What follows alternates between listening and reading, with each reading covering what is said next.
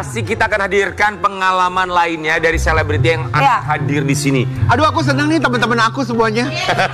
Satu geng. Tapi ini nih, lu harus belajar dari dia loh, Karen. Iya. Soalnya katanya dia kecanduan operasi plastik. Sampai sekarang loh. Aku belajar dari dia maksudnya? Nah, maksudnya untuk bisa menghentikan kan harus ada. Lu tuh apa sih? Nih giring-giring netizen nih, nanti habis ini dibakar-bakar. Jadi gimana maksudnya? Kita tuh nggak kecanduan. Kita pengen. Nah, makanya kalau ini kecanduan. Makanya gimana caranya supaya tidak kecanduan operasi plastik. Langsung aja nih penyanyi dangdut yang luar biasa, Igun, mana sih fenomenal. Igun? Kita hadirkan. Ini dia, Anissa Bahar.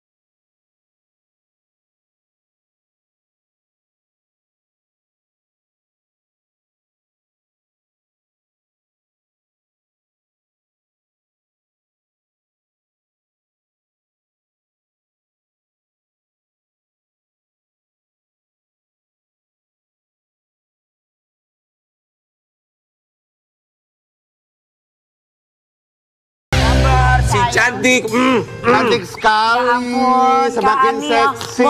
Gitu ya. Kani, kami semua di sini mengucapkan Terima kasih. Kani, mohon maaf kalau boleh ya. Punten, ini mah Kani jangan membelakangi kamera karena bekas kerokannya kelihatan. Tahu nggak? Tapi Kak Ani itu cantik makin bahenol ya. Iya. Maksudnya makin kurus, cantik. Lihat tuh bokongnya gitu. Makin montok Ya moleh gitu ya. Anissa Bahar, aku tuh bingung ya. Dibilang katanya Kak Anissa ini kecanduan operasi plastik. Kalau aku secara pribadi bahkan aku tuh nggak tahu loh kalau Kak Anissa Bahar ini. Nggak, karena semakin normal sekarang hidungnya. Semakin natural. Natural. Sebenarnya bukan ketergantungan karena harus diperbaiki memang. Jadi kalau operasi plastik kayak hidung itu harus diperbaiki gitu Kak? Enggak, karena memang ada kesalahan yang harus diperbaiki. Oke, kita mau kasih lihat dulu. Ini dia Anissa Bahar dengan perjalanannya dalam operasi plastik. Operasi plastik. Silakan.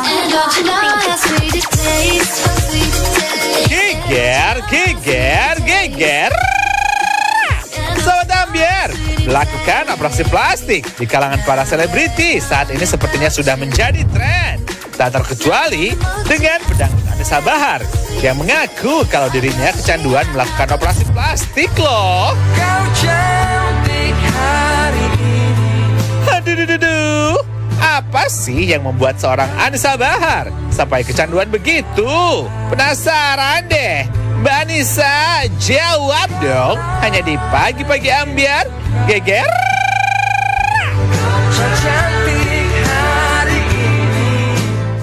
Oke, Anissa Bahar di Pagi-Pagi Ambiar. Iya, Sobat Ambiar. Ini dia Dila tuh. 3 dar-der-dor ya. Tiga-tiganya operasi. Tiga-tiganya operasi hidung ya. Nah, Anissa Bahar, total sudah berapa kali melakukan operasi? Operasi apa nih? Hidung Kak. Hidung. Operasi Ya, plastik? kalau 4 kali. operasi plastik itu operasi hidung. Kalau lipolisi itu termasuk operasi Hidung plastik? berapa kali? 4 Enggak kali. dong. Operasi. Oke, operasi apa aja? Operasi hidung 4 kali? Liposuction. Liposuction berapa kali? Oke. Berapa kali? 2 kali. 2 kali, lalu? Liposuction itu dulu ya. Kalau sekarang Kalau aku liposuction benar-benar oke lah Kak, itu mah treatment. Iya, treatment. Oke, kemudian operasi apa lagi? Yang merubah bentuk. Operasi ini apa? Eyelid, kelopak mata, 1. Kelopak mata, bawah mata. Bawah mata 8, apa lagi? Udah nggak? Sudah itu ya? Yang pertama kali dilakukan operasi apa tindakan? Hidung. Hidung. Tahun berapa masih ingat pertama kali? Tahun 97. 97. Udah lama, ya. Itu beneran masih muda, masih. operasi plastik hidung atau kayak Irma pakai silikon? Enggak, operasi plastik. Aku operasi. Cuma waktu itu aku nggak tahu ternyata yang ngoperasi aku itu ternyata bukan dokter. Lebih serem. Aku nggak tahu benar. Itu kan di klinik kan, dan aku nggak ngerti waktu itu kan masih kecil kan, masih muda banget, nggak paham. Jadi aku dioperasi, terus udah gitu dipakein implan kan ya, dipakein implan. Terus miring, karena 97 itu ini perlu kenapa aku operasi plastik? Aku jatuh dari tangga pesawat dan hidung aku patah. Jadi ngucur darah, terus darah udah sembuh, terus aku akhirnya ya udah karena nggak enak banget napasnya. Rupanya ada tulang yang bengkok, yang patah. Oke, jadi ada alasan saat itu bukan karena memang bukan untuk karena estetika, pingin tapi karena ada satu kecelakaan. Kecelakaan. Miring. Miring. Itu biayanya berapa, masih ingat pertama kali dulu? Dulu masih murah, masih berapa juta, nggak sampai 5 juta ya, masih 3 jutaan kali ya? Iya kayak gitulah, pokoknya masih murah banget. 97. Miringnya tuh semiring apa, sampai segimana? Miring, terus udah gitu kelancipan ujungnya. Jadi ternyata dibongkar miring lagi, dibongkar miring lagi gitu. Berapa kali tuh Kak? 4 kali. 4 kali. Nah ini terakhir nih di knee belt, ini terakhir. Oke, ini kita mau kasih lihat ya, dahulu dan sekarang. Hah? Itu yang dahulu ya? Loh, tapi Nggak ada intinya udah bedanya. sama. Beda dong. Itu dahulu maksudnya setelah OP itu Kak? lancip. Itu setelah OP? lancip banget. Hah? Itu setelah OP? Iya. Setelah operasi yang itu keberapa? dudukan bawahnya miring. Bukan bawahnya itu kelihatan nih miring. Ini miring banget. Oke. Oh berarti yang sebelum OP kayak gimana? Sebelum OP nggak ada ya? Kita nggak ada fotonya. Nggak ada. Oke. Tapi terakhir kali operasi hidung tuh Anissa Bahar tahun berapa? Terakhir kemarin. 2 tahun yang lalu kayaknya. 2 tahun yang lalu. Itu karena keluarnya sama, masih dirasa kurang sempurna, kurang sesuai dengan keinginan. Ini yang dulu Kak. Miring, iya. oh ini yang belum OP. Kelihatan itu kan kelihatan tuh, itunya tuh, ujungnya kelancipan itu kan tuh. Terus sebelah sini kelihatan nggak sih miringnya? Oh iya, yang itu Kelihatan kan? yang itu agak miring ya. Oke. Berarti ini yang dahulu yang sudah pernah dioperasi ini ya? Iya. Tapi Ini merasa berarti yang dahulu ini masih udah dioperasi atau belum Kak? udah. Ini udah. Berarti nggak ada yang belum. Oke, direvisi. Filmnya nggak ada, Bu. Direvisi berikutnya malah tetap aja miring bawahnya gitu ya. Anissa Bahar berkali-kali operasi, merasa kayaknya miring, kayaknya nggak pas. Kalau sekarang enggak. Iya dulu ya. Dulu. Nggak percaya diri dong. Iya. Pastilah ya Kak. Pasti, iya benar. Itu buat mengatasinya tuh gimana? Selain operasi ya, secara pikiran tuh, secara mental gimana? Apa yang harus diperbaiki gitu dalam pikirannya, pola pikirnya? Jujur aja ya, pada saat itu kalau orang bilang, ih miring, agak down sih, down. Makanya bagaimana caranya aku pengen perbaiki miring lagi, perbaiki miring lagi. Nah yang terakhir kemarin bahkan ada tulang rawan di hidung tuh, ada tulang rawan ya, itu kena tulang rawan itunya. Jadi kemarin di seset tuh dikeluarin tuh tulang rawannya ketika udah kena implan gitu loh. Nah untung aja sih, alhamdulillah sih dibenerin di knee belt, alhamdulillah itu bisa dicabut itu. Semuanya di Indonesia ya? Iya di Kalau dulu Nibel, aku di tempatnya Eke yang lipolisis kemarin itu. Kalau sekarang di Indonesia, kalau dulu aku sempat sampai ke luar negeri juga. Mana? Ke Thailand. Ke Thailand juga pernah. Diapain Kak di Thailand, hidung juga? Iya dibenerin. Tapi ya memang banyak yang bilang, iya Anissa Bahar ini terlihat muda. Cuman banyak yang berasumsi seperti ini. Tolong jelasin sama kita. Kita kasih lihat ini ya. Anissa Bahar terlihat awet muda di usia 47 tahun. Netizen, duit sama susuknya kenceng. Duh, gak ada aja. Gimana tuh tak menanggapi bahwa kakak tuh cantik karena susuk Dan duit. Ya, tapi kalau ada duit ya kalau duit bisa perawat. Iya, percaya gitu. Happy. Lah kalau susuk itu gimana Kalau Kak? susuk sih nggak pernah pakai gitu-gitu. Kakak percaya hal-hal yang seperti itu? Aku nggak pernah pakai gitu-gituan. Tapi percaya? Percaya sih. Ya ada aja gitu ya kalau orang yang pakai itu. Tapi totalnya nih ya, dari dulu 4 kali operasi hidung, 2 kali liposuction, 2 kali operasi atas Perawatan mata, dan bawah mata lain-lain total. ya. Kurang lebih itu bisa beli apa tuh? Beli rumah. Rumah. Wow, Berapa? bisa sampai beli rumah. Iya. Sampai akhirnya sudah lebih dari, ya kurang lebih 8 kali operasi. Ada keinginan untuk operasi lainnya nggak? Nggak tahu deh, sekarang sih belum ya. Sekarang sih belum. Bukan Operasi saya itu bilang nggak Kak, mau. facelift ya apa kata orang-orang tuh. Iya, facelift. Nah, kemarin aku udah sempet mau facelift. Nggak mau begini. Kalau facelift nggak apa-apa kali, kan itu Nggak. buang kulit kan. Iya, terus nggak mau dokternya. Masih kenceng katanya.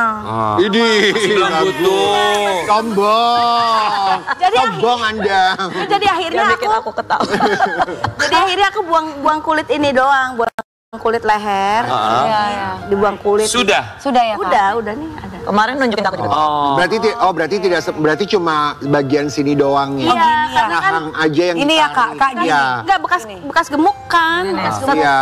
Dewi bentar lagi nih Dewi. Kanisa Jadi Bahar emang nggak gemuk kalau kan nggak berkali-kali melakukan Kalau gue operasi ya. digituin gimana? Berbagai tindakan sudah dilakukan untuk menjadi cantik dan merasa cantik. Tapi kalau buat Anissa Bahar tuh definisi cantik tuh seperti Kayak apa? Kak? definisi cantik.